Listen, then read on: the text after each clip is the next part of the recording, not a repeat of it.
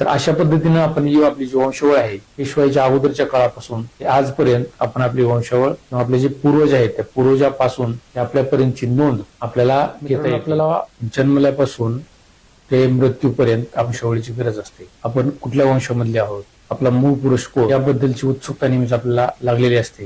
मित्रांनो, सगळ्यात जास्त गरज आपल्याला वंशावळीची लागते ते आपलं जात प्रमाणपत्र काढण्यासाठी. इतर शासकीय कामासाठी आपल्याला वंशावळीची गरज लागत असते. त्यामध्ये कोर्ट कचेरीच्या कामामध्ये पण आपल्याला वंशावळीची गरज लागते.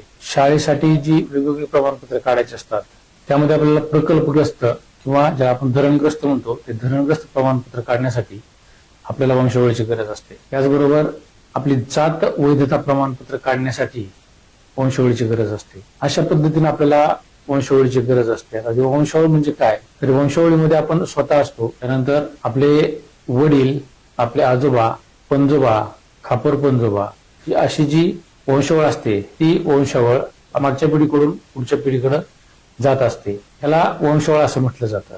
आता ही वंशावळी शोधायच्या कुठं, तर त्याबद्दलची कागदपत्र कुठली लागतात आणि या वंशावळी शोधत असताना आपण जे काही कागदपत्र काढतो त्या कागदपत्राच्या आधारे आपण आपली वंशावळ शोधू शकतो. तर ही वंशावळ काढण्यासाठीची महत्वाची कागदपत्र कुठली, तर ते आता आपण पाहून घेऊ.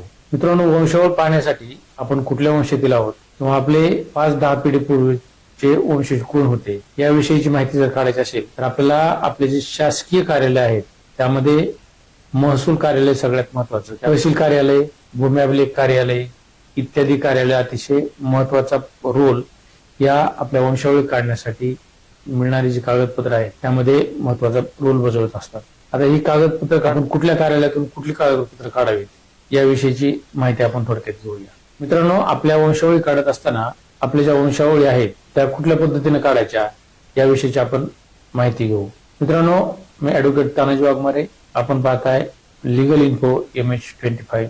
मित्रांनो, तुम्ही चॅनलवर नवीन असाल तर चॅनलला सबस्क्राईब करा, व्हिडिओला लाईक करा आणि शेअर करायला विसरू नका. मित्रांनो, आपण असेच वेगवेगळे व्हिडिओ वेगवेगळ्या माहितीसह आपल्या प्रेक्षकांसाठी घेऊन येत असतो, जेणेकरून लोकांना जास्तीत जास्त माहिती देता येईल आणि लोकांना कायदेविषयक माहिती जी आहे ती माहिती सगळ्यांना मिळेल याची आपण काळजी घेत असतो. चला तर आपण आता आपल्या मुख्य विषयाकडे जाऊ. मित्रांनो, या वंशावळी काढत असताना सगळ्यात महत्वाचा कागद जो आहे तो आहे कडईपत्र. मित्रांनो, हा जो कागद आहे या कागदपत्राच्या आधारे आपले जे पूर्वज आहेत त्या पूर्वजांची माहिती आपण काढू शकतो. यामध्ये आपल्याला आपल्या स्वतःपासून सुरुवात करायची आहे आणि त्यानंतर पाठीमागे जात आपण त्या वंशावळी आपण कुठपर्यंत जुळतात ते पाहणं गरजेचं आहे.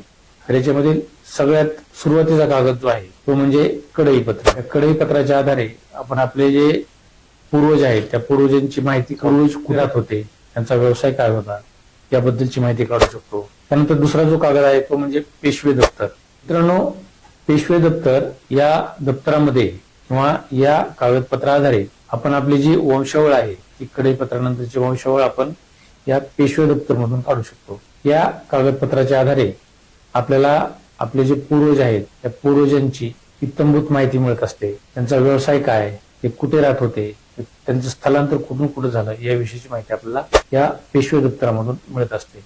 यानंतरचा तिसरा जो कागद आहे तो आहे टिप्पणबुक नोंदवही. टिप्पणबुक नोंदवही ही साधारणतः 1840 ते 1880 दरम्यानच्या नोंदी या टिप्पणबुक नोंदवहीमध्ये मिळतात. ही टिप्पणबुक नोंदवही आपल्याला तहसील कार्यालयात मिळते. या टिप्पणबुक नोंदवहीमध्ये जागेचा सर्वे नंबर असतो, जागेचं वर्णन असतं, त्याचबरोबर या जागेचे मूळ भोगवटदार जे आहेत मूळ भोगवटदारांच्या नोंदी असतात आणि याच्या आधारे आपण आपल्या वंशावळीचा जो मूळ पुरुष आहे त्या मूळ पुरुषापर्यंत पोहोचू शकतो. त्यानंतरचा चौथा जो कागद आहे तो आहे सूडपत्रक किंवा जमाबंदी पत्रक, त्याला दोन्ही नावानं ओळखलं जातं. हा जो कागद आहे हा आपल्याला तहसील कार्यालयामध्ये आणि भूमी अभिलेख कार्यालयामध्ये मिळतो.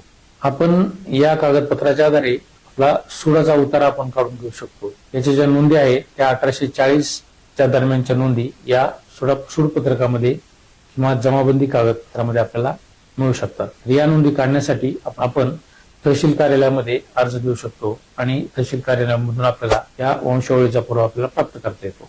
त्यानंतर पाचवा जो कागद आहे तो आहे जंगल खरडा नोंदवही पत्रक. जंगल खरडा नोंदवही पत्रक आपल्याला तहसील कार्यालयातून उपलब्ध होते. जंगल खरडा नोंदवही पत्रकामध्ये ज्या लोकांचे जन्म 1700 ते 1750 या कालावधीमध्ये झाले त्यांच्या नोंदी आपल्याला या जंगल खर्डा नोंदवही पत्रकामध्ये मिळतात. जंगल खर्डा नोंदवहीमध्ये अंतू, नातू आणि खातू हे जे वंशावळीतील प्रकार आहेत या वंशावळीतील प्रकारामधल्या नोंदी आपल्याला पाहायला मिळतील. म्हणजे पंजोबाच्या नंतरची जी रेंज आहे त्या रेंजमधील नोंदी आपल्याला जंगल खर्डा नोंदवही पत्रकामध्ये मिळतील. त्यानंतर 6वा जो डॉक्युमेंट आहे तो म्हणजे बोटखत नोंदवही किंवा आकार फोड पत्रक. या बोटखत नोंदवहीमध्ये आकार फोड पत्रकामध्ये इंग्रजांच्या कालावधीपासून म्हणजे बोटखत नोंदवहीमध्ये आपल्याला ज्या नोंदी मिळतील त्या साधारणतः 1890 पासून ते 1960 पर्यंतच्या नोंदी आपल्याला यामध्ये मिळू शकतात. यामध्ये आपले जे खापर पंजोबा आहेत किंवा पंजोबा आहेत त्यांच्या नोंदीचा उल्लेख, त्यांची प्रॉपर्टी जी आहे त्या प्रॉपर्टीचा उल्लेख या बोटखत नोंदवहीमध्ये मिळतो. या बोटखत नोंदवही मधून आपण आपले खापर पंजोबा आणि पंतू यांच्या नोंदीतून जुळू शकतो. हा कागद हे आपल्याला तहसील कार्यालयामध्ये उपलब्ध होऊन जाईल. यानंतर 7 नंबरचा जो कागद आहे फेरफार पत्रक नोंदवही. फेरफार पत्रक नोंदवही मधून आपण गाव नमुना नंबर 6 अ तसेच गुणपत्रिका दस्तऐवजावरून वंशावळीतील आजोबा पंजोबा यांच्या नोंदी आपण या फेरफार पत्रक नोंदवही मधून घेऊ शकतो. त्याचबरोबर आजोबा पंजोबांच्या नोंदी आपण आपल्या वंशावळीनुसार यामध्ये जुळून पाहू शकतो. हा जो कागद आहे हा आपल्याला तलाठी कार्यालय किंवा तहसील कार्यालयामध्ये उपलब्ध होऊन जातो. यानंतर 8 नंबरचा जो कागद आहे तो म्हणजे मेळाची फाईल. या मेळाच्या फाईलमध्ये आपण आपला करत असलेला व्यवसाय, आपली जात, आपलं नाव या गोष्टींचा उल्लेख केलेला असतो. आणि या मेळाच्या फाईलमध्ये आपल्याला आपल्या ज्या वंशावळी आहेत त्या वंशावळी जुळवणं अगदी सोपं जातं. मेळाच्या फाईलमध्ये अगदी अलीकडच्या काळापर्यंतच्या नोंदी आपल्याला पाहायला मिळतात. हा कागद जो आहे हा कागद सुद्धा आपल्याला तलाठी कार्यालय किंवा तहसील कार्यालयामध्ये सहजरित्या उपलब्ध होऊ शकतो. त्यानंतरचा जो कागद आहे तो म्हणजे मेळ साक्षीदार पुरावा. आपले जे पूर्वज असतात त्या पूर्वजांच्या नोंदी असतात, त्यांच्या व्यवसायाच्या नोंदी असतात आणि या मेळ साक्षीदार पुराव्या आधारे आपण आपली जी वंशावळ आहे ती आपल्या पूर्वजांशी आपली वंशावळ जुळवू शकतो. यानंतरचा कागद जो आहे तो म्हणजे टिप्पणबुक नोंदवही. टिप्पणबुक नोंदवही आपण कसत असलेली शेती, त्याचबरोबर आपला व्यवसाय आणि आपले शेतीविषयक जे पुरावे आहेत त्या पुराव्याबद्दल या टिप्पणबुक नोंदवहीमध्ये नोंद आढळून येते. हा जो कागद आहे आपल्याला भूमी अभिलेख कार्यालयामध्ये उपलब्ध होऊ शकतो. यानंतरचा जो कागद आहे तो म्हणजे 7/12 उतारा. मित्रांनो, आपल्याला माहित आहे की 7/12 उतार्यावरून आपल्याला जमीन कुठे आहे, आपली जमीन कुणाकडून कुणाकडे आलेली आहे याबद्दलचा उल्लेख 7/12 पत्रकावर असतो. त्यामुळे आपण 7/12 पत्रकानुसार आपली तसेच आपले वडील आणि आपले आजोबा यांच्याविषयीची वंशावळ जुळवून घेऊ शकतो. यानंतर फेरफार. मित्रांनो, आपल्याला माहिती आहे की फेरफारला आपण 6 पण म्हणतो आणि या फेरफारच्या आधारे आपल्याला वाटणी पत्राने आलेले जमिनी आहेत त्या जमिनीचा उल्लेख सापडतो. या फेरफार पत्रकानुसार आपण आपल्या ज्या वंशावळी आहेत त्या वंशावळी जुळवून घेऊ शकतो. आता आपण 7/12 आणि फेरफार ऑनलाईन झाल्यामुळे आपण कुठेही काढू शकतो आणि यामधल्या ज्या नोंदी आहेत या नोंदी आपली वंशावळ सिद्ध करण्यासाठी किंवा आपले जे पूर्वज आहेत पूर्वजांविषयी माहिती काढण्यासाठी आपल्याशी त्यांचे कसे संबंध आहेत याविषयी आपल्याला माहिती मिळू शकते. त्याचबरोबर आपली जी प्रॉपर्टी आहे प्रॉपर्टी कुठून कशी आली याबद्दलची माहिती आपल्याला या वेगवेगळे जे डॉक्युमेंट मी आता सांगितलेले आहेत त्या डॉक्युमेंट्सच्या आधारे आपल्याला माहिती काढता येते. तर अशा पद्धतीनं आपण ही आपली जी वंशावळ आहे ती साधारणतः पेशवाईपासून किंवा पेशवाईच्या अगोदरच्या काळापासून ते आजपर्यंत आपण आपली वंशावळ किंवा आपले जे पूर्वज आहेत त्या पूर्वजापासून ते आपल्यापर्यंतची नोंद आपल्याला घेता येते.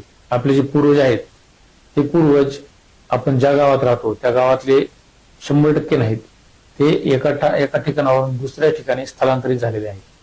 ते व्यवसायानुसार असो, पूर्वी जी राजेशाही पद्धत होती राजेशाही पद्धतीमध्ये व्यवसायानुसार असो, आपले जे वंशज आहेत ते एका ठिकाणावरून दुसऱ्या ठिकाणी त्यांचं स्थलांतर झालेलं आहे आणि त्यांची जी वंशावळ आहे ती वंशावळ आपण त्यांच्यापर्यंत जुळू शकतो. आपले पूर्वज काय करत होते याच्याबद्दलची आपल्याला त्यामधून चांगल्या पद्धतीने माहिती मिळू शकते. त्याचबरोबर ही वंशावळ आपण शोधत असताना आपली ओरिजिनल जी कास्ट आहे किंवा ओरिजिनल जी कास्ट आहे ती कास्ट लक्षात येते. त्याचबरोबर आपला व्यवसाय आपल्या लक्षात येतो आणि आपले पूर्वज कशा पद्धतीने व्यवसाय करत होते याबद्दलची माहिती आपल्याला या वेगवेगळ्या कागदपत्राच्या आधारे आपण शोधून घेऊ शकतो. मित्रांनो, ही होती वंशावळीच्या नोंदी कुठे मिळतात याबद्दलची सविस्तर अशी माहिती.